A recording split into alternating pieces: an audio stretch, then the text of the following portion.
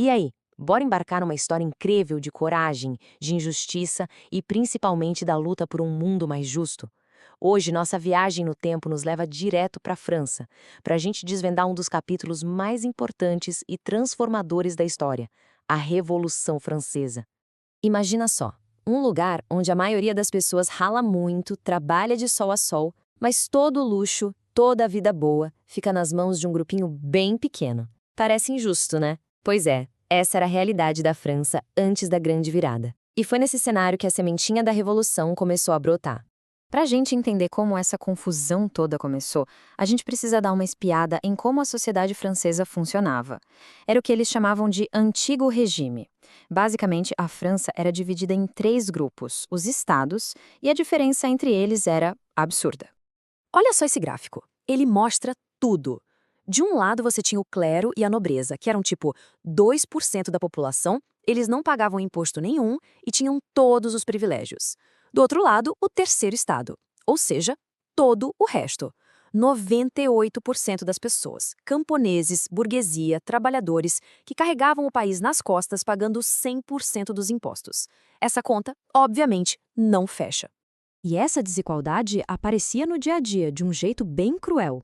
Enquanto a nobreza vivia em palácios e a festas de luxo, com comida sobrando, os camponeses moravam em cabanas minúsculas, trabalhavam até não aguentar mais e muitas vezes passavam fome.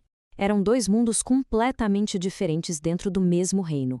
Bom, com uma situação dessas, era óbvio que uma hora a panela de pressão ia explodir, né?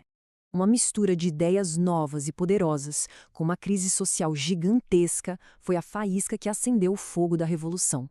Vamos ver como isso aconteceu. Nessa época, começaram a surgir umas ideias diferentes, sabe? Pensadores, que a gente chama de iluministas, começaram a questionar tudo. O Voltaire, por exemplo, dizia que as pessoas tinham o direito de pensar por si mesmas, de questionar o poder absoluto do rei e da igreja. Essas ideias foram como uma luz no fim do túnel. E aí veio o Rousseau, que foi ainda mais longe. Ele defendia que todo mundo nasce livre e igual. Para um povo que não tinha voz nenhuma, ouvir isso foi uau! A ideia de igualdade começou a pegar fogo na cabeça das pessoas por toda a França. E para piorar tudo, não era só uma crise de ideias. A França estava quebrada. Literalmente. O governo gastou rios de dinheiro com guerras e com o luxo da corte. A solução do rei? Aumentar os impostos. De quem? Do terceiro estado, claro. E para completar, colheitas ruins fizeram o preço do pão, que era a base da alimentação, ir lá para cima. Era a receita perfeita para o desastre. Chega uma hora que não dá mais para aguentar, né? E o povo francês chegou nesse limite.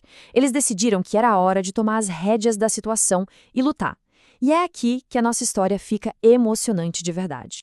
O ano de 1789 foi uma loucura. Uma coisa foi acontecendo atrás da outra muito rápido. Em maio, o rei convocou uma reunião, os Estados Gerais. Mas o terceiro estado foi ignorado de novo. Então, em junho, eles fizeram o seu próprio rolê. Se trancaram numa quadra de esportes e juraram não sair de lá até escreverem uma constituição para a França. Foi o famoso juramento do jogo da pela. A partir daí, ninguém mais segurou a Revolução. O grande momento foi a queda da Bastilha. A Bastilha não era só uma prisão. Ela era o símbolo do poder e da opressão do rei. Quando o povo de Paris se uniu e tomou a fortaleza, a mensagem foi clara e direta. O poder do povo era maior que o poder do rei. Logo depois, em agosto, veio um documento que mudou as regras do jogo, a Declaração dos Direitos do Homem e do Cidadão. Ela dizia com todas as letras que todos são iguais perante a lei e têm direito à liberdade. Era o fim da ideia de que uns nascem com mais direitos que outros. Era o começo de uma nova era. Mas olha, uma revolução nunca é um caminho reto e tranquilo. A luta pela liberdade na França entrou numa fase bem mais radical, bem mais perigosa. Até porque os outros reis da Europa ficaram morrendo de medo que essa moda pegasse e começaram a ameaçar a França. Vamos mergulhar nesse período bem mais conturbado. Com a Revolução rolando, 2 grandes grupos políticos começaram a brigar pelo poder. De um lado, os girondinos, que eram mais moderados, queriam mudanças mais com calma. Do outro, os jacobinos, liderados por um cara chamado Robespierre. Eles eram radicais e queriam virar a mesa de uma vez por todas, defendendo os interesses do povão. Essa briga entre os grupos ficou tão, mas tão intensa, que levou a um momento chocante. A monarquia foi abolida. Fim. Acabou. Em 1792, a França virou uma república, e no ano seguinte, o rei Luís XVI foi executado. Foi o fim de uma era, mas o começo de um período ainda mais instável e violento. Com a subida dos jacobinos ao poder, começou o que a história chama de período do terror. Na tentativa de proteger a revolução, eles criaram um clima de medo e perseguição. Qualquer pessoa suspeita de ser contra a revolução podia ser presa e executada na guilhotina. Milhares morreram. Foi uma fase bem sombria, onde a violência quase apagou os ideais de liberdade. Depois de anos de caos, de fúria, de medo, a França estava exausta. O que o povo mais queria era um pouco de ordem e paz. A revolução estava chegando ao fim, mas o seu impacto no mundo, esse estava apenas começando. E é nesse cenário de cansaço geral que surge uma figura impressionante. Um jovem e ambicioso general chamado Napoleão Bonaparte. Vendo a bagunça política, ele deu um golpe de Estado em 1799 e tomou o poder, prometendo ordem. Ele encerrou a revolução e deu início a um novo capítulo na história da França. Tá, mas e aí? No fim das contas, o que mudou de verdade?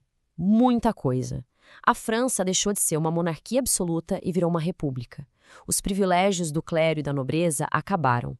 O poder político saiu das mãos do rei e foi para as mãos da burguesia. E o mais importante, as pessoas deixaram de ser súditos e passaram a ser cidadãos, com direitos.